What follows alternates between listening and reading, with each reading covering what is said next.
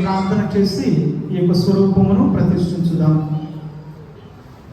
అందరూ కూడా కళ్ళు మూసుకొని దేవుడి ప్రార్థన చేద్దాం.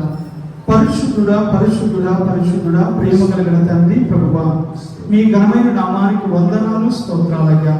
ప్రభువా, ఈనాడు మా యొక్క గ్రామంలో నీ యొక్క నామం పేరట అంతోని వారి స్వరూపాన్ని మా యొక్క నిష్కలంక మాత దేవాలయంలో ప్రతిష్ఠిస్తూ ఉండగా నీ యొక్క దీవెన అనుగ్రహమును ఆశీర్వాదమును దయచేయండి ప్రభువా. ఇదిగో ఎల్లప్పుడూ కూడా ఆ పునీతుడు ఏ విధంగానైతే సుప్రసిద్ధ బోధకుడుగా అనేక అద్భుతాలు చేసినటువంటి పునీతునిగా పేరుగాంచాడో, ఈ యొక్క పరిశుద్ధమైనటువంటి మంగళవారం రోజు మేమందరము కూడా మా యొక్క దేవాలయంలో ఆయన దివ్య స్వరూపాన్ని ప్రతిష్ఠిస్తూ ఉండగా మీ యొక్క దీవెన మాపై ఎల్లప్పుడూ కూడా ఉండే భాగ్యమును దయచేయండి. అడుగుడి మీకు ఇవ్వబడు అని మత్తయి శుభవార్త 7వ అధ్యాయం 7వ వచనంలో పలుకుతూ ఉన్నాము దేవా.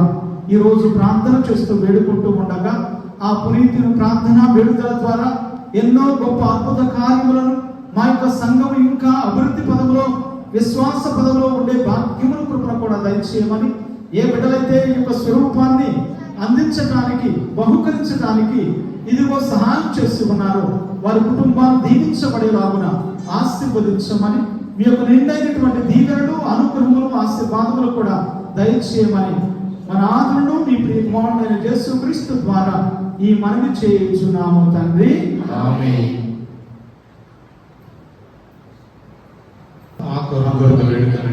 పునీత్ అంతోని ద్వారా మా కొరకు వేడుకోండి. పునీత్ అంతోని ద్వారా మా కొరకు వేడుకోండి.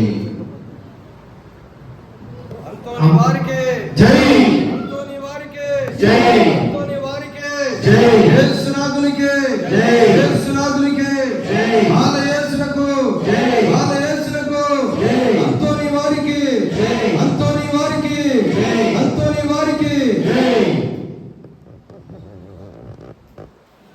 వారికి పూలమాల వేస్తూ ఉన్నారు. చప్పట్లు కొట్టండి గట్టిగా.